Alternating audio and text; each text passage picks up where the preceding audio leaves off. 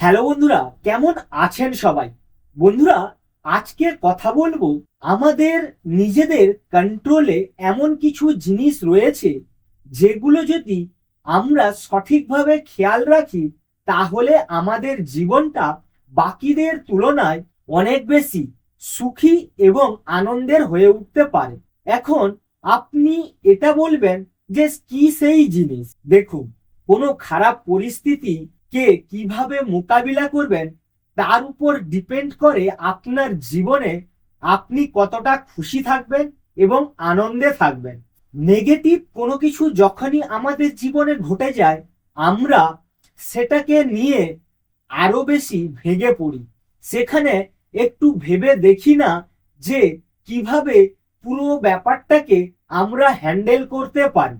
যখন আমাদের উপর অনেক বেশি প্রেসার ক্রিয়েট হয় বা এমন কিছু সিচুয়েশন চলে আসে যেটা আপনি একদম আশাই করেননি, সেই সিচুয়েশনকে আপনি কিভাবে হ্যান্ডেল করবেন তার পদ্ধতি যদি আপনার জানা না থাকে তাহলে আপনি কখনোই সুখী এবং আনন্দিত থাকতে পারবেন না।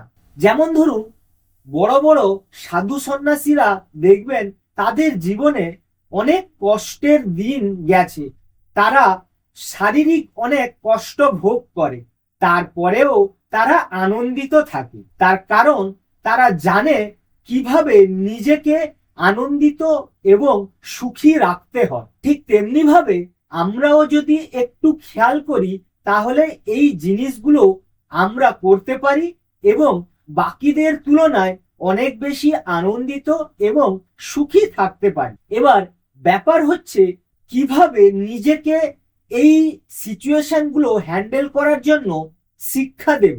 চলুন প্রথমে একটা পরিস্থিতি দেখে নেওয়া যাক, তারপর সেই পরিস্থিতিতে আমরা কি করতে পারি সেটা বোঝার চেষ্টা করব। ধরুন, এক ব্যক্তি তার 4 চাকা নিয়ে কোথাও যাচ্ছিলেন। হঠাৎ রেড সিগন্যাল হয়ে যাওয়ায় সে তার গাড়ি থমকে দাঁড়িয়ে যায়, কিন্তু অপর এক ব্যক্তি সেও 4 চাকা নিয়ে ওই ব্যক্তির পেছনে ছিল, কিন্তু সে হঠাৎ থমকে যাওয়ায় দ্বিতীয় ব্যক্তি তার গাড়িতে একটু ঠোকা মারে যাতে প্রথম ব্যক্তির গাড়ির সামান্য কিছু ক্র্যাচ হয় এবং একটু রং চটে যায়। আর সেই মুহূর্তে প্রথম ব্যক্তি নেমে দ্বিতীয় ব্যক্তিকে অকথ্য অপমান এবং গালাগালি করতে থাকে, আর দ্বিতীয় ব্যক্তিটাও তার সঙ্গে বচসায় জড়িয়ে পড়ে। ফলে পুরো পরিস্থিতিটা এমন এক পজিশনে চলে যায় যে সেটাকে সামলানোর জন্য পুলিশ সেখানে দুজনকে নিয়ে যায়। এবার আপনি বলুন, এই সিচুয়েশনটা দেখে আপনি বাইরের থেকে কি ডিসাইড করছেন? আপনার কি সেই বচসায় যোগ দেওয়া উচিত ছিল? অবশ্যই না।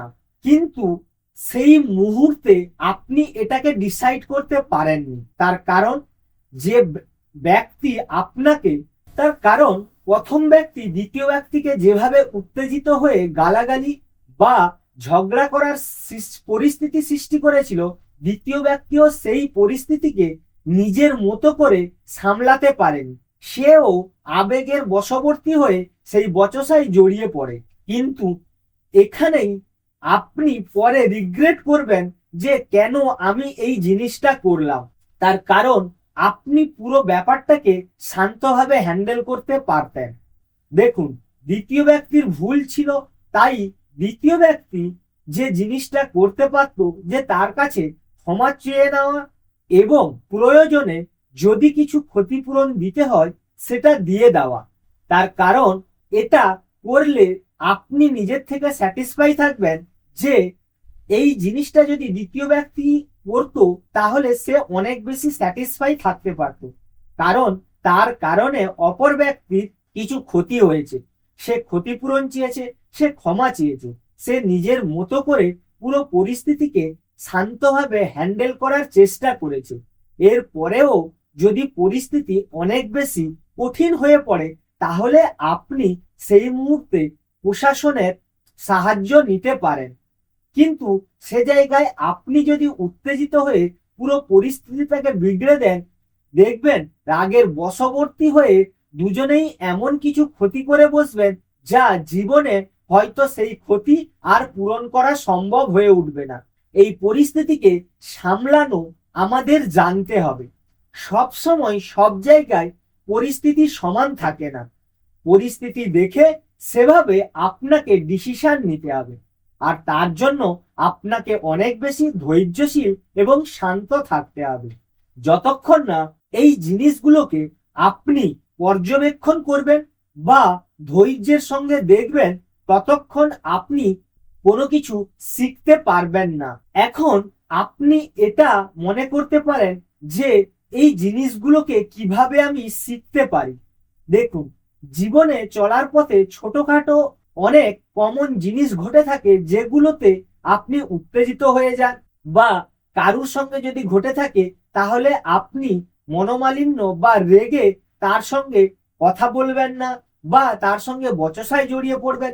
এরকম কিছু পরিস্থিতি সৃষ্টি করে ফেলেন। আপনি সেই মুহূর্তে একটু অবজারভেশন করুন। যদিও সেই মুহূর্তে অবজারভেশন করতে আপনার প্রথম প্রথম একটু কষ্টের মনে হবে, কিন্তু দেখার চেষ্টা করুন যে আপনি এবং যে ব্যক্তির সঙ্গে আপনার মনোমালিন্য হয়েছে সেই ব্যক্তি দুজনে কিভাবে নিজেদের মধ্যে লড়াই করছে, আর আপনি অ্যাজ এ তৃতীয় ব্যক্তি হয়ে সেটাকে অবজারভেশন করছেন। তাহলে দেখবেন আপনার নিজের হাসি পাবে যে কিভাবে একটা ব্যক্তি আর একটা ব্যক্তির উপর তার প্রভাব ফেলতে পারে। এই প্রভাব থেকে নিজেকে বের করার জন্য আপনি যে জিনিসগুলো করতে পারেন, আপনার অবজারভেশন পাওয়ারকে বাড়ানোর চেষ্টা করুন। এটা কিভাবে আসে? এটা ধৈর্য ধরার সঙ্গে সঙ্গে আসে।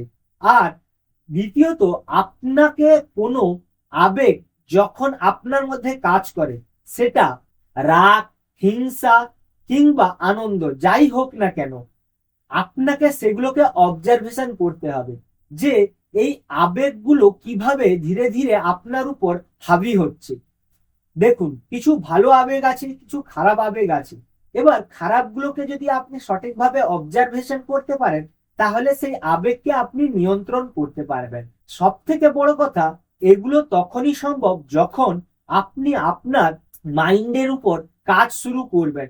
প্রতিদিন সকালে উঠে মেডিটেশন করবেন, এক্সারসাইজ করবেন, কিংবা আপনি ধ্যান করবেন। তখনই ধীরে ধীরে আপনার অবজারভেশনের শক্তি ইমপ্রুভ করবে। আর এই অবজারভেশনের শক্তি যত বাড়বে, তত বেশি আপনি প্রতিটা সিচুয়েশনকে দেখবেন এবং সেখান থেকে কিভাবে সঠিক উপায়ে বেরিয়ে আসা যায় তার ঠিক রাস্তা খুঁজে বার করতে পারবেন। তাই আপনাকে এই জিনিসগুলোর উপর লক্ষ্য রাখতে হবে। তবেই আপনি জীবনে অনেক বেশি সুখী এবং আনন্দিত থাকবেন। এই ছোট ছোট ঘটনাগুলো জীবনে অনেক বড় ইম্প্যাক্ট ফেলে। হয়তো আপনি এটা দেখেছেন যে কারোর সঙ্গে আপনার কিছু একটা বিষয় নিয়ে মতবিরোধ হয়েছে, সেই জিনিসটা আপনার মাথার মধ্যে সারাক্ষণ চলতে থাকে। এভাবে আপনার পুরো দিনটা খারাপ হয়ে যেতে পারে। তাই সে জায়গায় আপনি যদি পরিস্থিতিটাকে শান্ত মাথায় অবজারভেশন শক্তির মাধ্যমে সলিউশন করে নিতে পারতেন, তাহলে সেই পুরো বিষয়টা সেই সীমিত সময়ের মধ্যে সীমাবদ্ধ হয়ে যেত। তার প্রভাব আপনার মনে থাকতো না, আর সারাদিন আপনার সময় নষ্ট হতো না। বন্ধুরা, একটা ছোট্ট ঘটনা থেকে আপনার পুরো জীবনে বড় প্রভাব ফেলতে পারে। তাই তাই জীবনে ঘটে যাওয়া প্রতিটা খারাপ হোক ভালো হোক সিচুয়েশন গুলোকে হ্যান্ডেল করতে শিখুন। আর এটা এই নয়, যখন আপনার জীবনে কঠিন পরিস্থিতি আসবে তখনই আপনি এগুলোকে হ্যান্ডেল করতে শিখবেন। তার কারণ, কঠিন পরিস্থিতি যখন আসবেন, আপনি যদি প্রস্তুত না থাকেন, তাহলে সেই পরিস্থিতি আপনাকে ভেঙে দেবে। আপনাকে সেই সময় রিয়াক্ট করার কোনো অপশন দেবে না। তাই নিজেকে প্রস্তুত করুন। ছোট ছোট খারাপ সিচুয়েশনে কিভাবে শান্ত থেকে সেগুলোকে হ্যান্ডেল করা যায়। সবকিছুর মূলে হচ্ছে আপনার মাইন্ড এবং আপনার অবজারভেশন। এই জিনিসগুলোকে আপনি খুব সহজে কন্ট্রোল করতে পারবেন যখন আপনি এর উপর কাজ করতে শুরু করবেন। যতক্ষণ আপনি এই মাইন্ডের উপর কাজ শুরু না করবেন, ততক্ষণ আপনার জীবনে আর পাঁচটা মানুষের মতো জীবন স্বাভাবিক হয়ে যাবে। আপনিও দুঃখে কষ্টে দিন কাটাবেন। তাই সবকিছু করার সঙ্গে সঙ্গে আপনি নিজের উপর ফোকাস দিন, নিজের মাইন্ডকে বোঝার চেষ্টা করুন। আজ সারাদিন কি চিন্তা আমার মাথার মধ্যে ছিল, এই ভাবনা রাতে ঘুমোতে যাওয়ার আগে আপনি চিন্তা করুন। অথবা সারা দিনের মধ্যে যখনই সময় পাবেন তখনই অবজার্ভ করুন আপনার মাইন্ডের মধ্যে কি ধরনের চিন্তা ভাবনা চলছে। সেই চিন্তা ভাবনাগুলো কি আপনার জীবনে খারাপ প্রভাব ফেলছে? তাহলে নিজের মধ্যে পরিবর্তন আনুন, চিন্তা ভাবনার পরিবর্তন করুন। দেখুন, এটা আমরা সবাই জানি, যেভাবে আমরা চিন্তা করব সেভাবেই ধীরে ধীরে হয়ে উঠবে। তাই চিন্তা ভাবনার উপর আপনার যদি কন্ট্রোল বাড়ে তাহলে আপনি অনেক বেশি আনন্দিত এবং সুখী থাকবেন। আমাদের জীবনের মূল উদ্দেশ্য হচ্ছে যে আমরা ভেতর থেকে যেন আনন্দিত এবং খুশি থাকি, কিন্তু সেই আনন্দ বা খুশি কিভাবে আসতে পারে সে ব্যাপারে আমরা কখনোই শিখি না। যখন আমাদের কাছে টাকা থাকে না তখন আমরা টাকার পেছনে দৌড়াই, আর যখন আমাদের কাছে টাকা থাকে তখন সেই টাকাকে আরো কিভাবে বাড়াতে পারবো সে ব্যাপারে ভাবতে থাকি। নিজেকে কিভাবে সমস্ত পরিস্থিতিতে আনন্দিত বা সুখী রাখবো সেই বিষয় নিয়ে আমরা ভাবনা চিন্তা করি না। তাই জীবনে চলার পথে হঠাৎ কোনো বড় পরিস্থিতি এলে আমরা ভেঙে পড়ি, সেটাকে সঠিকভাবে হ্যান্ডেল করতে পারি না, হয় আবেগের সঙ্গে ভেসে যাই, না হলে দুঃখ কষ্ট নিয়ে বেঁচে থাকি। বন্ধুরা, জীবনে চলার পথে অনেক কিছু শেখার বিষয় আছে, তার মধ্যে সেলফ অবজারভেশন একটা বড় বিষয়, যার মাধ্যমে আপনি জীবনের বেশিরভাগ পরিস্থিতির সমাধান করতে পারবেন। জানি এই জিনিসগুলো আপনার কাছে অতটা গুরুত্বপূর্ণ মনে হবে না, কিন্তু দেখুন, আপনি যদি এই জিনিসগুলো উপর ফোকাস না করেন, আপনি জীবনের যে স্তরে থাকুন না কেন আপনি সুখী থাকতে পারবেন না। তাই আমাদের লক্ষ্য বাইরের দিকে না হয়ে যদি ভেতরের দিকে হয় তাহলে আমাদের জীবনে অনেক বড় পরিবর্তন আসবে। আমরা সকলে জীবনে যাই করি না কেন শেষ পর্যন্ত মূল লক্ষ্য থাকে আমি যেন খুশি থাকি, আমি যেন আনন্দিত থাকি।